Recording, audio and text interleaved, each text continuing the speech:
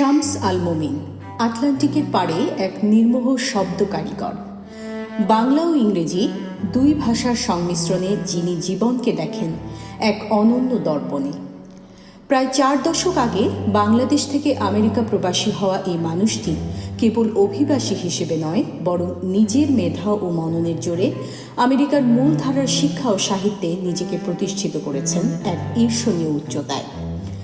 বাংলাদেশে জন্ম নিলেও তার উচ্চশিক্ষার ভিত গড়ে উঠেছে আমেরিকার মাটিতেই। আজ থেকে প্রায় 40 বছর আগে তিনি এই দেশে ব্যাচেলর ও মাস্টার্স সম্পন্ন করেন। এরপর দীর্ঘ 35 বছর অত্যন্ত নিষ্ঠার সাথে শিক্ষকতা করেছেন। একজন আমেরিকান হয়েও খোদ আমেরিকান প্রজন্মকে ইংরেজি সাহিত্যে দীক্ষিত করা তার গভীর পাণ্ডিত্যেরই পরিচায়ক। কিন্তু আমি তোমার চরণে ঝরা বকুলের গন্ধ ছড়াতে আসিনি।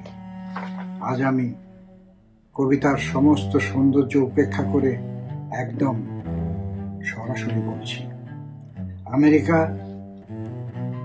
জর্জ ফ্লয়েডকে তুমি হত্যা করেছ।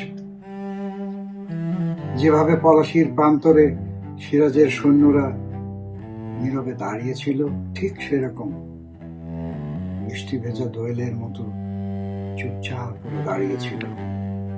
আমরা দেখেছি, তোমার গোয়েন্দা বিভাগ দেখেছে, সাকিরা, বিয়ন্সে গা ছমছম করা নাচ থামিয়ে দেখেছে এই দৃশ্য।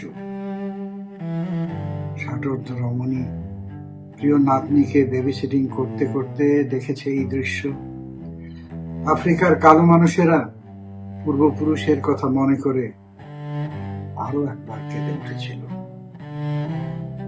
দক্ষিণ এশিয়ার 18 কোটি মানুষের দেশ বাংলাদেশ, তার 68,000 গ্রামও দেখেছে এই দৃশ্য। এটি আমাদের জন্য এক অনন্য গর্বের বিষয় যে ইউনিভার্সিটি অফ নিউ ইয়র্কের জন জি কলেজ অফ ক্রিমিনাল জাস্টিসের আন্ডার গ্রাজুয়েট ও মাস্টার্স স্তরের পাঠ্যসূচিতে শামস আল মোমিনের 7টি ইংরেজি কবিতা অন্তর্ভুক্ত হয়েছে। আমেরিকান একাডেমিক প্রশাসনের কঠিন গণ্ডি পেরিয়ে একটি বিদেশি নাম যখন পাঠ্য বইয়ে জায়গা করে নেয়, তখন বুঝতে হবে সেই কলমে কতটা শক্তি আর শব্দে কতটা ধার আছে। অনুবাদ সাহিত্যেও তার পদচারণা সমান উজ্জ্বল। 2020 সালে নোবেল পুরস্কারপ্রাপ্ত আমেরিকান কবি লুইস গ্লিকের কবিতা তিনি 2005 সালে প্রথম বাংলায় অনুবাদ করে বাঙালি পাঠকদের কাছে পরিচিত করান। এই পর্যন্ত তার প্রকাশিত কাব্যগ্রন্থের সংখ্যা 7টি।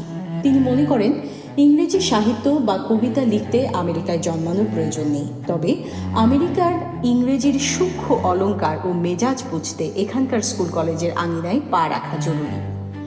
তার লেখায় যেমন আছে গভীর জীবনবোধ, তেমনি আছে ভাষার প্রাঞ্জল ব্যবহার। তিনি আমাদের মনে করিয়ে দেন যে বাগধারা বা ইডিয়ম কেবল আক্ষরিক অনুবাদ নয়, বরং সংস্কৃতির নির্যাস, যা না বুঝলে আমরা তথাকথিত ভুলের বৃত্তেই আটকে থাকব। শামস আল মোমিন কেবল একজন কবি বা শিক্ষক নন, তিনি আটলান্টিকের পাড়ে বাঙালির এক সাংস্কৃতিক আলোকবর্তিকা।